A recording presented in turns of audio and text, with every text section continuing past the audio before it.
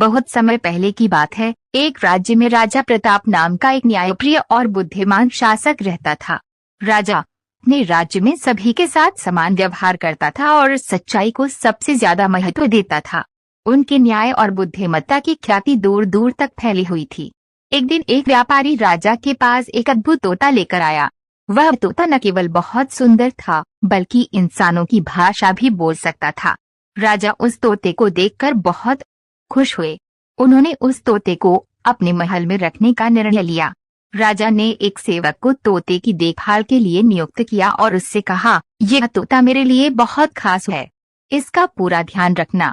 अगर इसे कुछ हो गया तो तुम्हें इसकी जिम्मेदारी लेनी पड़ेगी। सेवक ने पूरी ईमानदारी से तोते की देखभाल करनी शुरू कर दी। वह हर दिन तोते को ताज़ा फल और पानी देता था और उससे बातें भी करता था। तोता भी बड़े मजे से महल में रहता और सभी का मनोरंजन करता। एक दिन जब सेवक सुबह तोते के पास गया तो उसने देखा कि तोता पिंजरे में बिल्कुल चुपचाप पड़ा हुआ है। सेवक ने ध्यान से देखा तो वह समझ गया कि तोता मर चुका है। वह घबरा गया। उसने सोचा, अगर राजा को ये पता चला तो वह मुझे कड़ी सजा देंगे। सेवक के मन में डर था, लेकिन उसने तय किया कि वह राजा से झूठ नहीं बोलेगा। वह तुरंत राजा के पास गया और बोला, महाराज, मुझे क्षमा करें, मैंने तोते की देखभाल में कोई कमी नहीं की, लेकिन आज सुबह वह अचानक मर गया। राजा ने ये सुनकर गुस्से से कहा, तुम्हें इसकी सजा जरूर मिलेगी। महल के सभी दरबारी सोचने लगे कि सेवक को अब बहुत कड़ा दंड मिलेगा।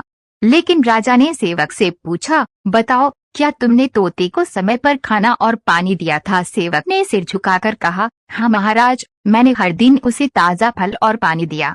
मैं नहीं जानता कि वो क्यों मरा। राजा थोड़ी देर सोच में पड़ गए।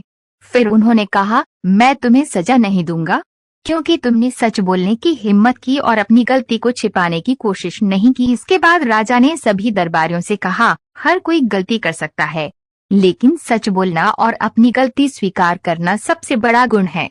ऐसे व्यक्ति को दंड नहीं, बल्कि प्रोत्साहन मिलना चाहिए। सच्चाई और ईमानदारी से ही व्यक्ति सबसे बड़ा सम्मान पाता है। अपनी गलती स्वीकार करना साहस का काम है।